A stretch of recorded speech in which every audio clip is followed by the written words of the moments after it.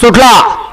गाडी क्रमांक उरुळीकरांच्या मैदानातील 47 सुटला आणि 47 मध्ये सुंदर अशी लढत चालली. एक गाडी बाद झाली. इथं एक बैल पळून चालत नाही, त्याच्या जोडीचा पळावा लागतो. जोडीचा पळून चालत नाही, त्याच्यावरचा रेवर चढाक लागतो. अतिशय सुंदर आणि बाळारेवर करंजे भोरकरांचा निर्वाद वर्चस्व.